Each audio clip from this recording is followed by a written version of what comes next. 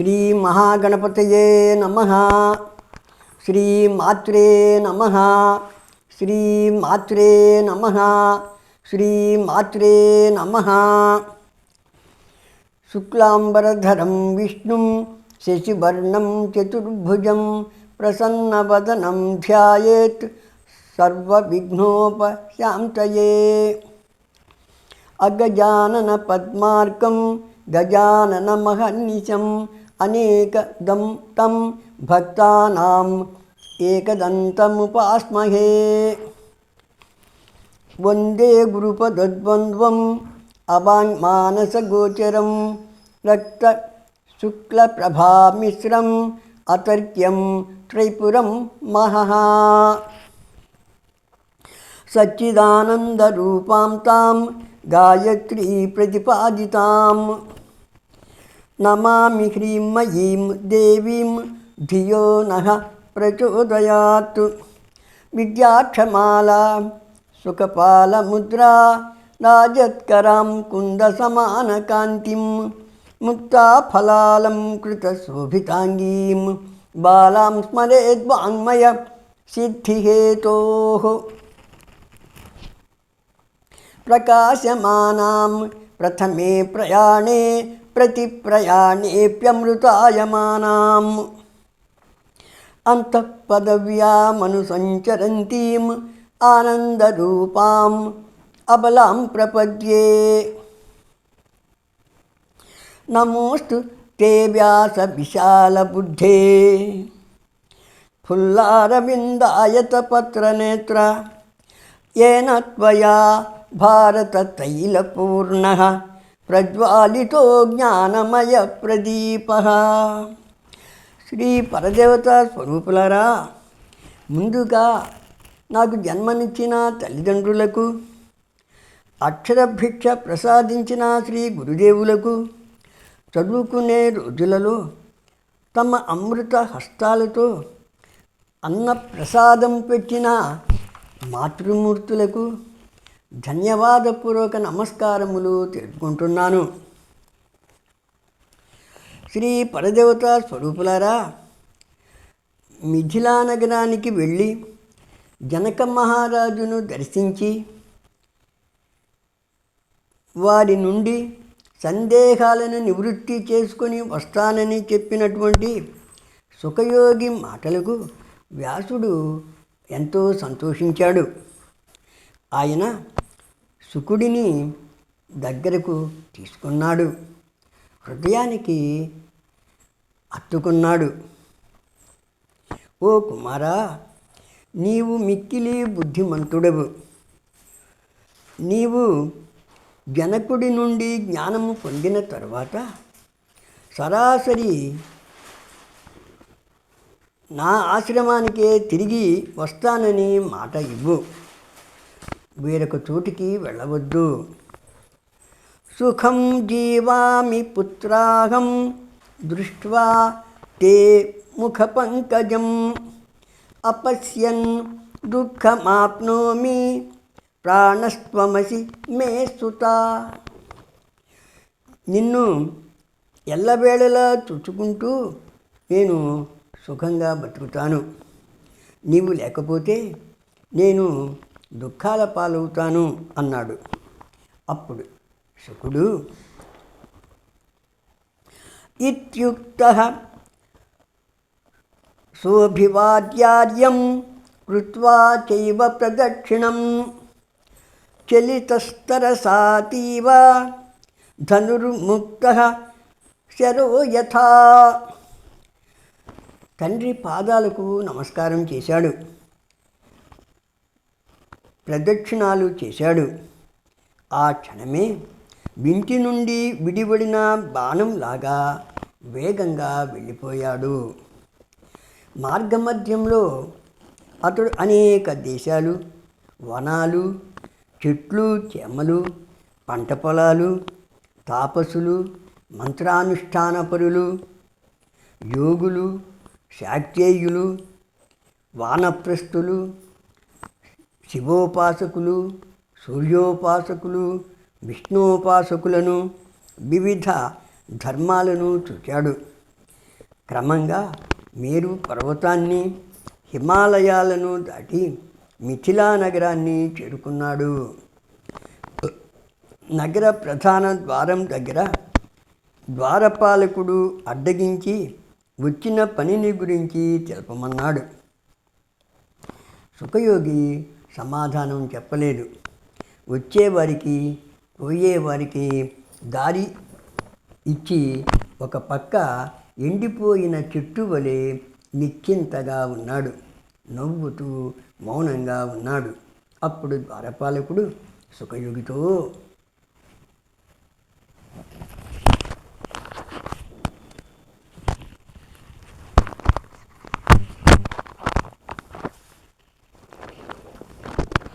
రాజుగారి అనుమతి వచ్చిన వెంటనే మీరు నగరానికి వెళ్ళవచ్చును. రాజాజ్ఞయా ప్రవేష్టవ్యం నగరేస్మిన్ సదా ద్విజా అజ్ఞాతకులశీలస్య ప్రవేశో నాత్ర సర్వథా. వచ్చినవారు పుట్టు పూర్వోత్తరాలు కులశీలాలు చెప్పనిచో లోపలికి వెళ్ళలేరు. మిమ్మల్ని చూస్తే గొప్ప వేద పండితులని తెలుస్తున్నది.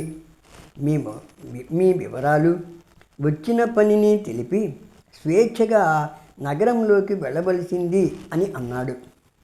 అప్పుడు సుఖయోగి ద్వారపాలకునితో, ఓ ద్వారపాలక, ఈ విషయంలో నీ దోషం కానీ మీ మహారాజు యొక్క దోషం కానీ లేదు.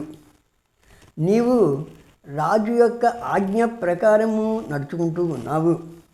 దొంగను, శత్రువును చక్కగా తెలుసుకొని వ్యవహరించటము అనేది వివేకుల లక్షణం.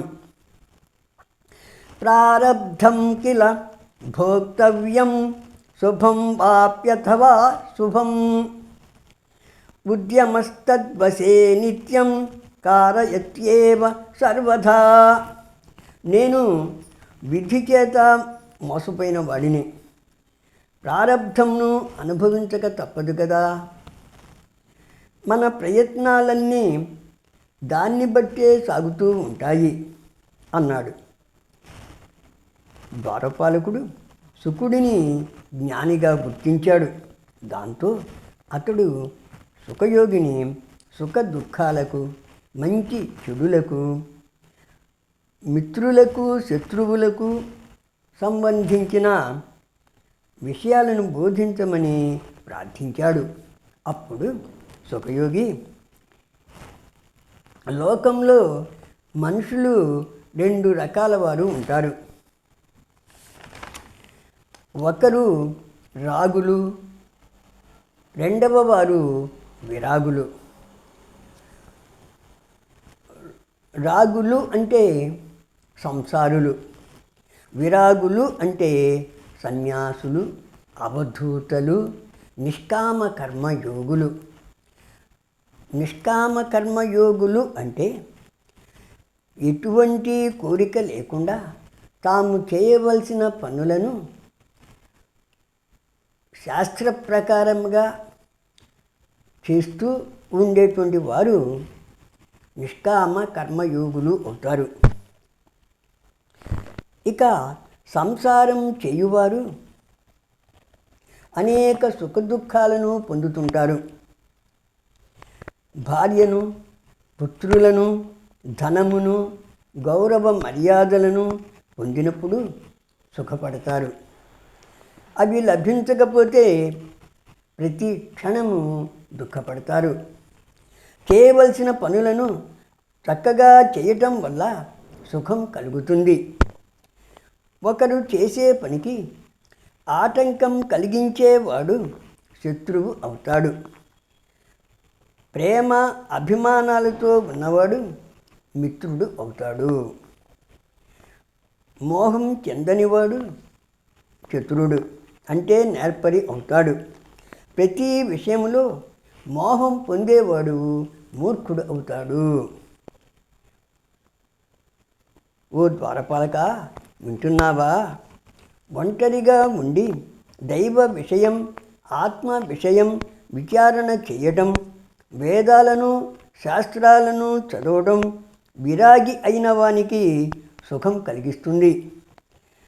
పండితులకు కామం, క్రోధం మొదలగునవి శత్రువులు అవుతాయి. విరాగికి ఆనందమే బంధువు, మిత్రుడు అవుతాడు అని ద్వారపాలకునికి చెప్తాడు. శ్రీ పరదేవతా స్వరూపులారా, శ్రీ సుఖదేవుని మాటలు విని ద్వారపాలకుడు ఆయనను జ్ఞానిగా తెలుసుకొని మిథిలా నగరంలోనికి ప్రవేశించమని ప్రార్థించాడు. శ్రీ సుఖదేవుడు నగర బింతలను చూస్తూ ప్రాప్తః పరమ తేజస్వీ ద్వితీయ ఇవ భాస్కరః రాజభవనంలోకి ప్రవేశించు మార్గాన్ని చేరాడు. ఆయన రెండవ సూర్యుని వలె ప్రకాశిస్తున్నాడు. అక్కడ కూడా ద్వారపాలకుడు అడ్డగించాడు. నివారితచ్చ తత్రైవ ప్రతీహారేణ కాష్టవత్తు శుకుడు ఒక కర్ర వలె అక్కడ నిల్చున్నాడు. అక్కడే ఏకాంత ప్రదేశంలో సమాధి స్థితిని పొందాడు. కొంచెం సేపు తర్వాత మంత్రి వచ్చి ఆయనను వెంట తీసుకొని పోయి అతిథి సత్కారాలు చేశాడు. తర్వాత అంతఃపుర స్త్రీలు వచ్చి దర్శనం చేసుకొని భక్తి శ్రద్ధలతో సేవించారు. ఆ సమయంలో ఆయన రకరకాల మనస్తత్వాలున్న స్త్రీలందరి పట్ల మాతృభావంతోనే ఉన్నాడు. ఆత్మారామో జితక్రోధో న హృష్యతి న తప్యతి పశ్యం స్తాసాం వికారాం చ స్వస్థ ఏవ సతస్థివాన్ కామక్రోధాలు జయించిన వానికి, ఆత్మచింతనలో ఆనందం పొందేవానికి ఎప్పుడునూ సంతోష దుఃఖాలు ఉండవు. అందువల్ల రాజు అంతఃపుర వాతావరణము సుఖదేవుని ఆత్మానంద స్థితికి భంగం కలిగించలేకపోయింది. తర్వాత ఆయన కాలానుగుణమైన సంధ్యావందన ధ్యానాదులను ఎప్పటి వలె యథావిధిగా చేసుకున్నాడు. శ్రీ పరదేవతా స్వరూపులారా, మిగిలిన పురాణ విషయాలను తరువాతి ఎపిసోడ్లో తెలుసుకుందాం. శ్రీ పరదేవతా స్వరూపులారా, ఈ ఎపిసోడ్లోని కంటెంట్ మీకు నచ్చినట్లయితే లైక్ కొట్టండి, షేర్ చేయండి. ఈ ఛానల్ను సబ్స్క్రైబ్ చేసుకోకపోతే వెంటనే చేసుకోండి. తద్వారా ఛానల్ను ప్రోత్సహించండి. స్వస్తి ప్రజాభ్యః పరిపాలయంతాం న్యాయేన మార్గేణ మహీమహీషాః గోబ్రాహ్మణేభ్యః శుభమస్తు నిత్యం లోకా సమస్తా సుఖినో భవంతు. శ్రీ గురుచరణ సమర్పితోస్తు.